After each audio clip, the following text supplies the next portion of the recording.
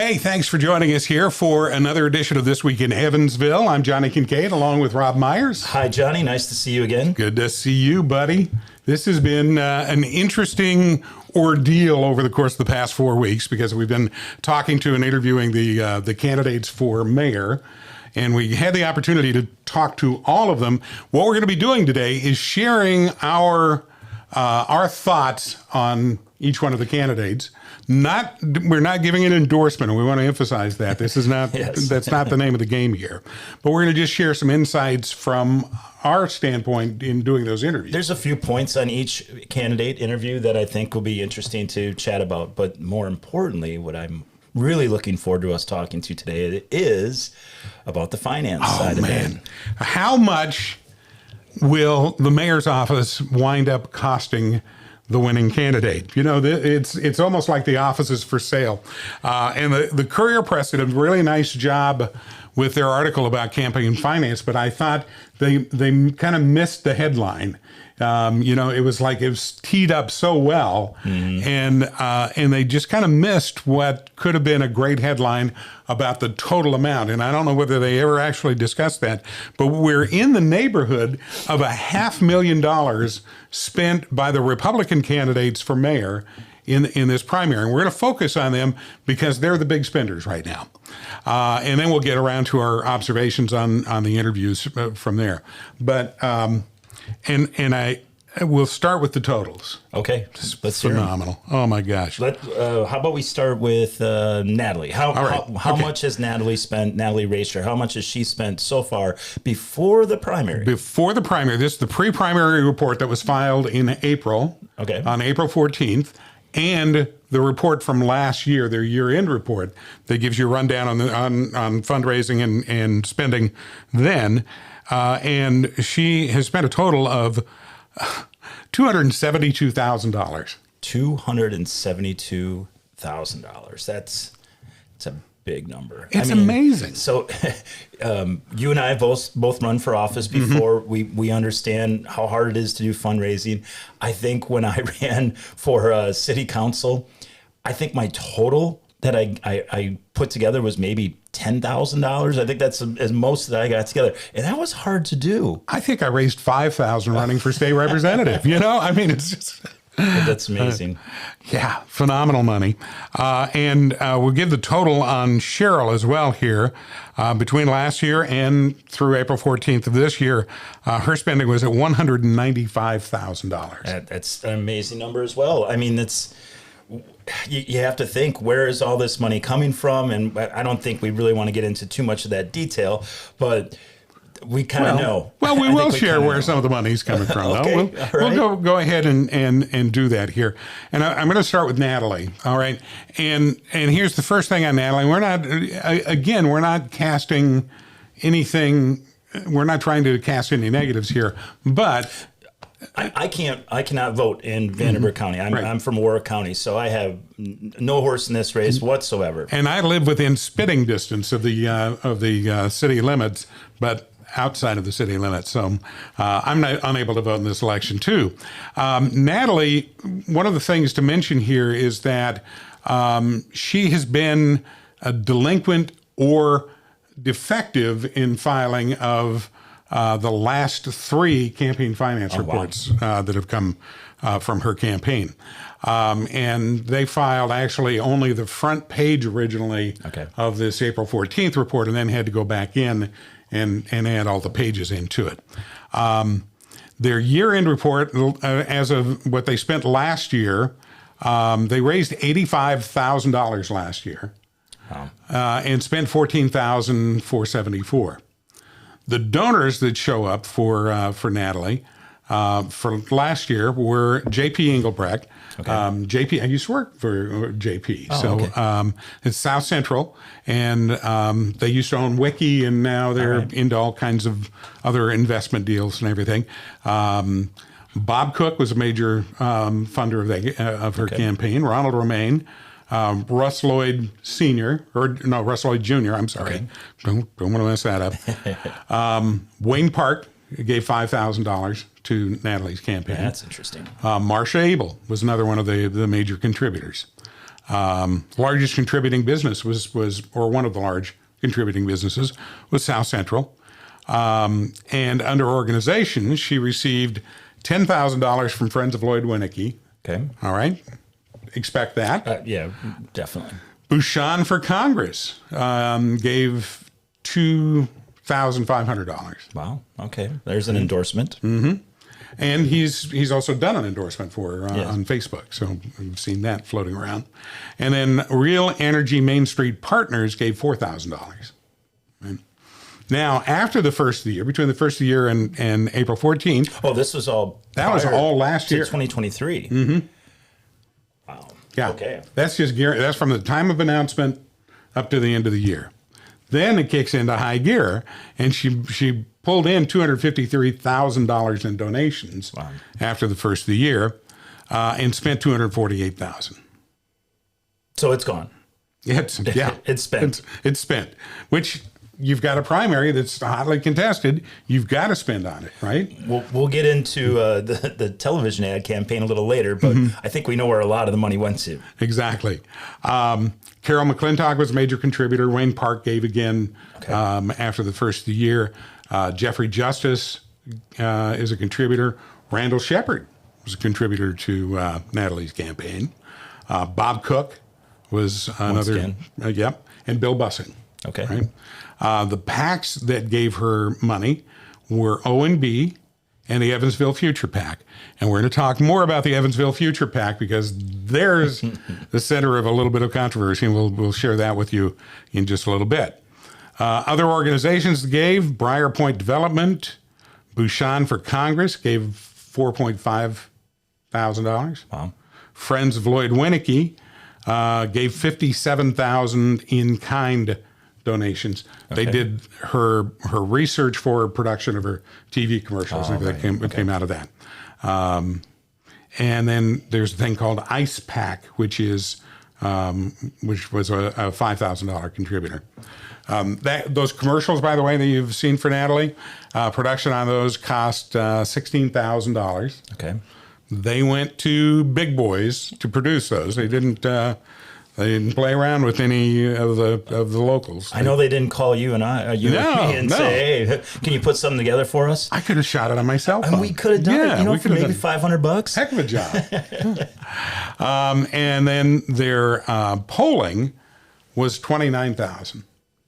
Right? Polling's expensive, very expensive. And they've spent $148,000 with their advertising agency. Wow. So a lot of money flowing it's through a there. lot of money, and it's a lot to manage. Like I mentioned, the little money that we had when we ran for office in our seats, it wasn't that hard to manage what was coming in and what was going out. But all of that, I mean, there's a team of people that has to be saying, this is where we're going to focus our energy and our finances in order to get exposure for Natalie. It's huge. It's huge. Cheryl Musgrave. Here we go. All right. Her year-end report showed $365,000 in income and $36,000 spent. That's before the first of the year. Say that again one more time. She raised $365,000 last year. 365? That's what it says here on my little.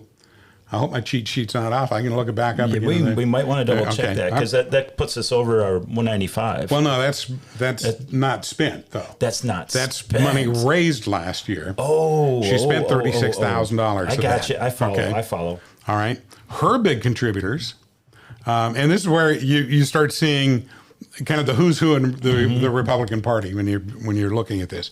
John Dunn, was one of her major contributors. Wayne Kinney. Dan Carlisle, Ronald Geary from Louisville, Mark Rowley, it was $10,000. This is interesting. Gail Reekin. Gail Reekin gave $500 to her campaign. Yeah. How about that? I find that very, very interesting. And I like Gail. I don't mean my reaction to sound like that's a bad thing. I actually like Gail quite a bit and her family, but I'm surprised. Well, they ran against each other. And they ran against each other. Now they're buddies.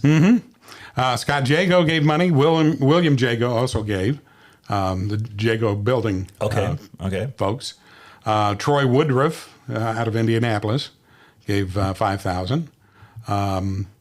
David Goffinet from Tell City was another one of the big donors. Heritage Petroleum gave her $10,000. Okay. Liberty Federal Credit Union was one of her major donors too. Interesting. Interesting. The DPBG PAC out of Indianapolis gave her $10,000, and then her county commission fund, Friends of Musgrave, Okay. also had money there too that went into the.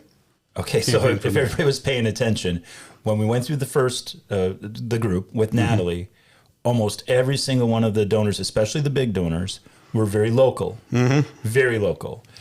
Everything we talked about with Cheryl and some of the big names that you brought, the big donations, we're talking Indianapolis, we're talking Tell City, a lot of stuff outside of Evansville. Why do we think that these folks are so interested in influencing Evansville politics from Indianapolis to wherever?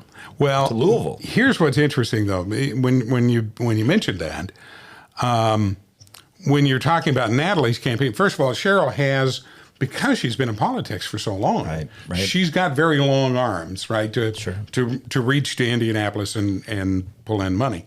If you look at Lloyd Winnicke campaign finance reports, you would find tons of donors from all around the state of Indiana. It's kind of a normal thing. Okay.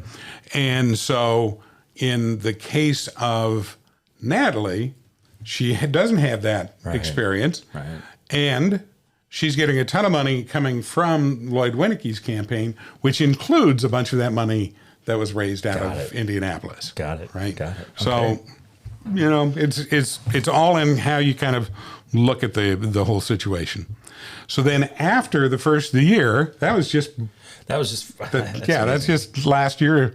After the first of the year, then Cheryl had an income of $148,584. Okay. So did pretty good on fundraising in the first quarter of the year this year. She spent $158,000 of that. And she is going into, well, we don't know what she spends between the 14th of April and the actual primary day, depending on what she spends there. But she had $290,000 left in her campaign war chest before April 14th. Talk about strategy. I mean, they have to be thinking about, I need to win this primary, but I can't spend it all because after the primary, I've got a much bigger situation to deal with through November and I've got to raise more money. But if I spend it all, now I'm starting from zero. That's got to be just a little stressful. Well, and it could be, I would think that it might be a little overwhelming for the candidates who are going to face whoever wins this primary for the fall election. Right. When you realize they're coming into this game. Oh yeah. With $250,000. If you're Michael Doherty and you're Stephanie Terry and you're hearing these numbers right now, it's got to be just, what am I getting up against? I mean, it's going to be a monster because whomever wins, there's going to be support to make sure that the Republican candidate is well funded and well supported to try to become the mayor of Evansville. So you're going to have a bunch of people jump ship and say, okay, the one I wanted didn't win. I guess I'll go and jump on this horse and go with it. Yeah. So it's amazing. It's going to be really interesting then to see those fall campaign finance reports, because about a month before the election, you'll be able to see where those Okay. So it'll be an interesting time for sure. We did, we tried to get, when we talked to the candidates, whether we were talking to Cheryl and Natalie as the Republican kind of front runners with the big financing behind them, or whether we were talking to Stephanie as the Democrat or to Michael as the Libertarian. We're trying to kind of push them toward being realistic about exactly what's going to happen in the campaign. I know that we asked Stephanie a question related to that during her interview. Right. And I think that the biggest challenge she's going to face is finance. I really think it's going to be raising the money. She didn't seem to agree, but I'm saying this is going to be the hill you have to climb. People know her. She's a good candidate. But well, let's see what she had to say about that question about what her biggest challenges are going to be in this election. Well, I think, one of the obvious challenges is I'm an African American woman. There's not been an African American woman run for such a position as this in our city. And so, as much as I would love that we've grown as a society to believe that it's about the qualifications and the person themselves, and that we can get past the color of skin. There's those things still are an issue, and so that's a challenge I think I'm going to have to overcome. But I think in doing that, it's sharing who I am, being authentic with people, and sharing my heart, so that hopefully I can connect with them in a way that they believe that they can trust me to lead, number one, this city, but to be an advocate for them and to make sure that I have their best interest at heart. Yeah. So, I mean, we asked the question. She answered the question. I really think it's going to be money. I just think it's going to be money. It's going to be the biggest challenge. I think you're absolutely right. Evansville is, this is really a fairly small pond that we're fishing in, and holy cow, that much money floating through in an election is pretty amazing. Well, let's dive into a little bit more. The Stephanie interview was I thought it was interesting. We asked a lot of questions, and it really was getting to know each one of these candidates. And for the viewers and listeners, we tried really hard to ask a lot of similar questions to all four. And I hope you take a little time and listen to most or all of the four interviews, because they were all very unique, very unique. Every candidate is very different. I don't feel that this is a cookie cutter situation that no matter which one you put into place, you're going to get the same thing. They were both all unique in their own. It just my personal take on the interview that we had with Stephanie. She's just a nice person. She's very kind. She cares. Her passion level is a 10 out of 10. She is there. Solid reputation in the community. Children's Museum of Evansville since 2010. She's been on county council 2010. She clearly cares about Evansville and what's going on. Here's the one thing that I would say is comes in as a fact, and again, I love Stephanie. I've known her from back in her substance abuse council days. Okay. So we were do-gooders together for a while. But I think that where she's going to be challenged immediately is in her knowledge level for the job, because there were questions that we asked her that she had to step back from and say, well, I really don't know that much about that, or something similar to that, and so I think that she. I don't doubt that she can find those facts and be able to present them, and like when we talk about policing and those kinds of things, to become more knowledgeable on those things. For a candidate for the office of mayor in one of her first interviews, I thought she did very well. I thought she did great. We didn't really dive in too much about policy and initiatives. We didn't really dig too deep, but we really didn't get a lot out of that anyway. It wasn't coming to us as far as what was it going to cost us, how are we going to pay for it, what specifically are we going to do. We didn't dive that deep, but we will be before November. I look forward to doing another interview with her, just from the standpoint of seeing how she progresses in her knowledge of the job and being able to answer some of those questions. I agree. And if we want to jump over to Michael, I know we've got limited time here today, but again, another good person. We're so fortunate. All four of these folks were just nice people, and it's great that we have these people who are so passionate about the community that they're going to say, "Hey, I want to go be mayor." Great guy. He talked a lot about his family.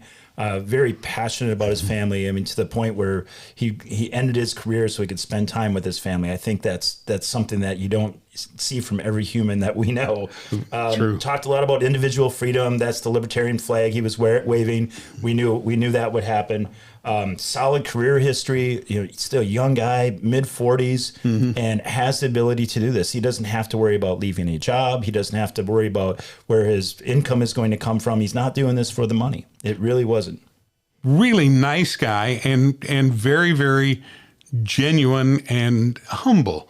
And I was really, we're to play a clip right here from his interview, that I was really impressed when he said this.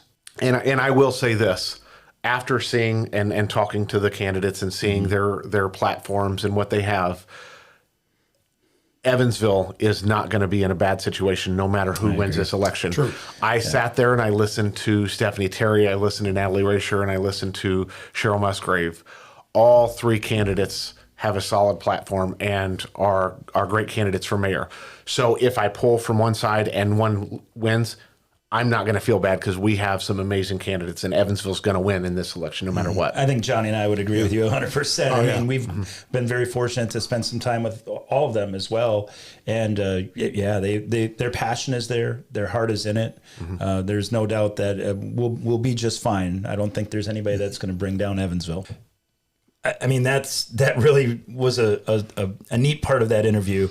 And if I were running against him, I'd feel pretty good about myself. I mean, I wouldn't be going on trying to attack Michael Doherty. So exactly. He was kind of waving the white flag saying, don't shoot. I'm not trying to hurt you. I'm not trying to come after you. And he didn't in that entire interview. He had nothing negative to say. But he did say that he wanted to make things better. It was he talked a lot about fiscal responsibility. That's the true libertarian in him. He had a few things that were off in some of the questions as far as government operations and funding, but not so far off. Right. I mean, this is stuff that he could definitely figure out in the future. Anybody, and here's the thing, 3 out of the 4 candidates running for mayor are going to have a huge learning curve. Big time. And the one who does have the more governmental experience, there'll still be a learning curve involved there, but it won't be the same curve that everybody else is going to face. Absolutely. It was a great interview, and I hope you take some time and go look that up on YouTube. If you subscribed, you would see that pop up in your notifications, but I encourage you to look at that one. That was one that I really did enjoy. Yeah, good so interview. Let's, you want to jump into Natalie, Sure. or do we want to jump into Cheryl? Which one you want to do next? Okay, so let's go Natalie first. All right. We've been, if you've turned on the television to any local channel in the last week or two, you're seeing Natalie all over it. Oh, yeah. All over it. And it's just so, we brought this up before. I just find it so strange that the sitting mayor has not only endorsed before the primary, but has gone on to that level. And you see Mayor Winnecke's face all over the television endorsing Natalie. It's very surprising. Yeah. And we're not going to make this about the feud any longer. No. That's been out in public, and everybody knows about that. And so there's ego behind this campaign. And I think that's one of the things that we all have to kind of face. But I felt she handled a lot of the questions really well. And, I feel we pushed her pretty hard on the experience factor. Never had held elected office before. She handled that well. She handled it real well. She talked a lot about her experience in retaining talent, and that's what she was going to do sitting in that office. I thought that was a good answer. I don't know how coached it was. It felt real natural when she said it, but she hit a lot of the right buttons for people. She comes out of a human resources background, so I think you can kind of expect that she's going to have that on her mind a lot. I'm gonna hit the one thing that I know somebody's going to be mad at me for going here, but it really has to be said. When we saw the lineup on the campaign, we knew that there were going to be some sparks flying here and there. It's just kind of, it's going to be, this will be interesting. But here was the thing. Natalie sat right here in this room. Yes. I made a joking comment about, it's all nice until the first shots get fired, right? And then she said, "Oh no, we're gonna run a clean campaign," or something to that effect. Can we show that clip? Yeah, let's show that. I know at this stage of the campaign, everything remains high road at least for a while until the first shots get fired, basically. But, no, I would like to think that we will keep it positive throughout my campaign. So she's saying we're going to be nice guys about this. When I ran for state representative with Ryan Hatfield, I never, and to this day, I never say I ran against Ryan. I ran for the office, but I never ran against Ryan. Right. And he and I had lunch like within a week after the primaries. Sure. To sit down and talk about the campaign and about the fact that we shared everything we could about family, because if you like somebody, it's much harder to do dirty tricks on somebody when you like them. It sure is. So we did that so that, and at every candidate forum, we were the ones getting in trouble because we were sitting next to each other, nudging each other and laughing and cracking up and having a good time. That's good. So yeah, it was fun. Just because we're political opponents doesn't mean we have to be enemies. Exactly. So I share that to share. I kind of wish that we'd gotten surprised in this mayoral race with that kind of thing. Yeah. And instead, what happened was a mailer went out about a week after Natalie sat here and said that. A mailer went out, and the mailer said in big bold letters, "Vote against Musgrave." I know. And it was convincing conservative Republicans that Cheryl is even worse than a rhino, that she's really not a Republican whatsoever. I think it's going to be interesting after the primary, and I hope we get to interview whichever one of these two wins the primary. I hope we get to ask that question later on. I know something that you and I took a little heat for in our Natalie interview that I'd like to bring up is we did ask her about her family situation, having young children at home. How do you handle? It's still going to be high demand and a big demand on your time. Yeah. So how do you handle that with a couple of little ones at home and a husband that wants to spend time with you? Sure, absolutely. Well, and I have an amazing support system. So, while my children are younger, they're helpers, and we're past the stages of diapers and helping with showers and all of those things, but they can be there with me. That's again kind of this beauty of the position. I can be working at City Hall, and those kids can get out of school and come down there and do their homework alongside me if need be. I can leave at 5:00 and take them to basketball practice and Girl Scouts and softball and soccer and all of the different things, and still be able to take calls when needed. And thankfully they still have an early bedtime as well. I can put them to bed and then get back on my computer and finish up a couple of things need be. That's what I'm currently doing, because I'm balancing not just my home life and a campaign, but also a full-time job. We had a couple comments online, or some people that said, "How dare you do that? It's because she's a woman." No.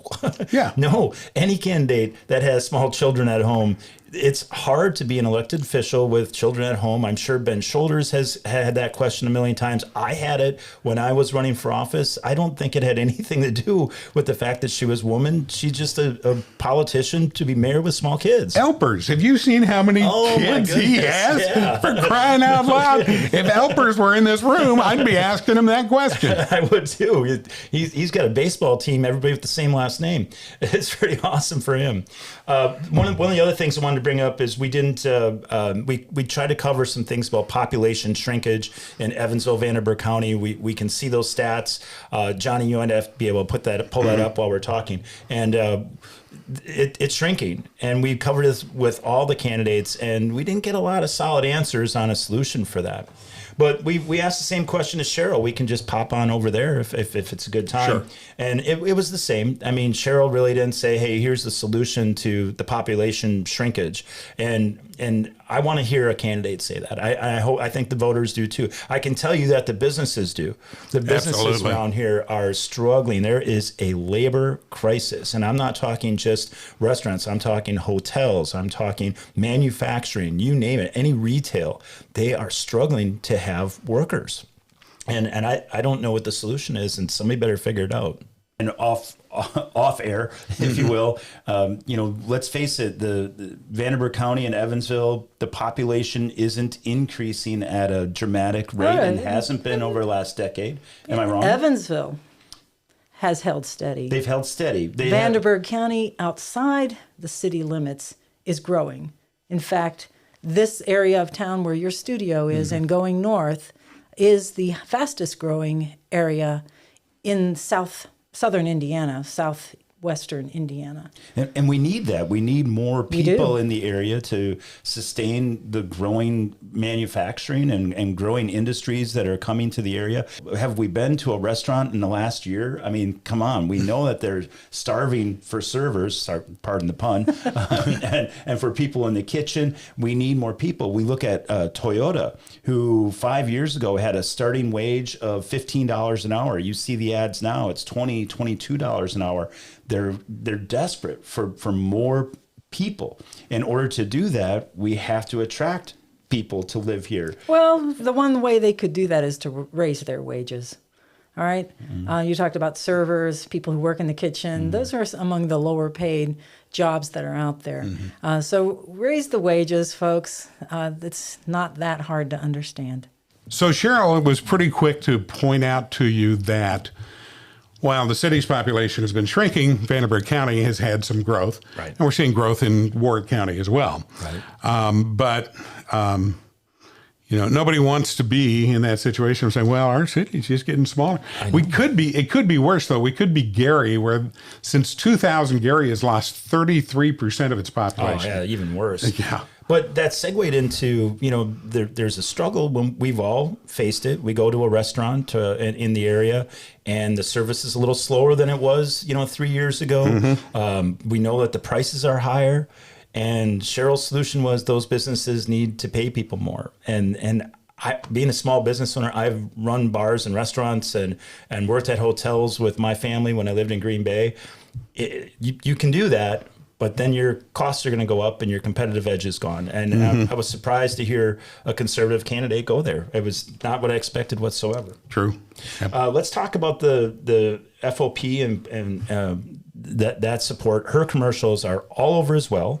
No more or less that I can realize against her opponent, but really pushing the FOP, walking down the street with the police. Oh, yeah. It's really a vision that is in the people's minds, and I think it's fantastic.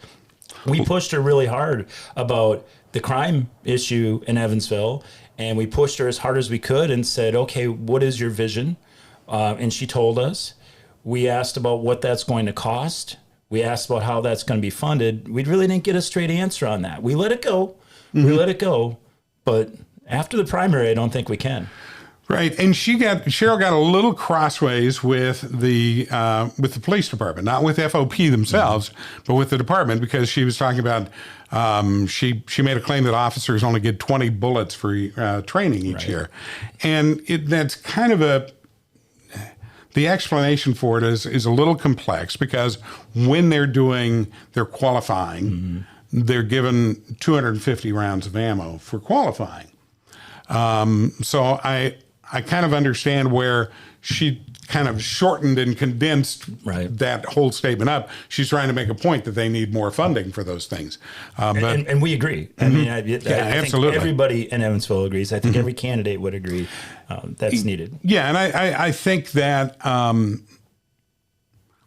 want to talk to the folks of the Courier, really, because I think that this was a lot about nothing. And Cheryl's very capable of getting crossways with people. Sure. And she made some statements about education that got her crossways with EVSC, right? She criticized Evansville City Schools and kind of put Superintendent David Smith in the position of coming out, and he just kind of made a side comment on the state of the school speech. But what Cheryl said about the schools was, indeed, all you have to do, almost in its entirety, is leave the city of Evansville limits to find a better school. That had to have just come out wrong, right? Yes. I mean, it had to. I mean, I don't believe she really believes that. And if she does, I'll eat my own words, but I don't think anybody wants that. I mean, this is counter to the whole population shrinkage that we're talking about. We don't want that. And I'm sure that just came out wrong, and we want to make sure it's in the right context. Her experience, though, I mean, that interview, and those who have gotten to see it and hear it, her experience is undeniable. And she covers a lot of that in the interview, and it was pretty darn impressive. I mean, you have to say, from an experience standpoint, none of the other three hold a candle to the experience. It doesn't mean that they're necessarily the best candidate or not the best candidate, but the experience really spoke for itself. Yeah. And sometimes you have to understand, especially in a political pool as small as what Evansville's is, everybody's taking a side. That's right. And so you have to, when you see something pop up as a headline in the newspaper, I don't care whether it's about Natalie or about Cheryl. It doesn't really matter. When those things pop up in the paper, sometimes you have to go, I'll believe this when I hear the person say it, right? Because sometimes quotes read differently in print than when you're actually there hearing it. And sometimes it gets emphasized in a different way because somebody has a dog in the hunt. That's right. So, and we were excited. Evansville Watch, for those of you who are on social media and on Facebook, Evansville Watch had a debate set up for this past week, and it got canceled at the last minute. I don't know the details behind it. I've got to call into the gentleman who owns Evansville Watch, or is the head of that, and I hope to find out more information. But boy, that would have been great to get all four candidates on stage and really talk about the issues and hear their voice. That would have been amazing. It would have been, absolutely. And if the reason that it didn't come across, I mean, I can understand there can be a million different reasons, but if the reason was because candidates didn't make themselves accessible for that, shame on them. Yeah, for sure. I'd like to know more about that. But hopefully after the primary, we're not going to see one before the primary, but hopefully there's a couple after the primary. I hope Evansville Watch steps up and tries to organize something again. I'd like to be there and see it, and I hope there's a couple others that do. Sometimes I think Rotary sometimes does one, or there's a few other groups that tend to put them together. All right. Well, this has been fun, man. It's been a blast. Yeah. It's been a blast. Talking about this mayoral election just kind of I know gets you worked up, gets the juices flowing. Why don't we do a show right after the primary and talk about how that shook out, and maybe we can even bring in a guest or two. I think that would be great. Also, the legislative session has now ended in Indiana. And I just want to say to the people that we've invited to come on with us to talk about the state legislature, who have hid under their desks or done whatever to avoid coming on, I just want to say to you, come on in and sit down and let's have a conversation. I'd really like to talk to some of our local reps about the bills that went through in this legislative session and how they see the course for Indiana on down the road. I'm excited to hear that as well. Johnny and I have both reached out to multiple state reps, and we had a little bit of feedback so far, but we haven't nailed down any dates yet. But stay tuned. We'll make a big announcement about it as soon as we get it. And I'll call out a few. I want Tim O'Brien. I want Wendy McNamara. I would even like to see Holly Sullivan, even though she's kind of out of things, but I'd love for her to make a visit and come talk to us. But I'd love to hear from some of these folks about the state of what's going on in our county, our region, and the state of Indiana. Yep. And Ryan Hatfield. Ryan Hatfield, yes. Absolutely. I believe you reached out to Ryan, yeah. Yeah. So, some good stuff on the way here is what we want you to remember. So remember to hit that subscribe button that you find down at the bottom of the screen.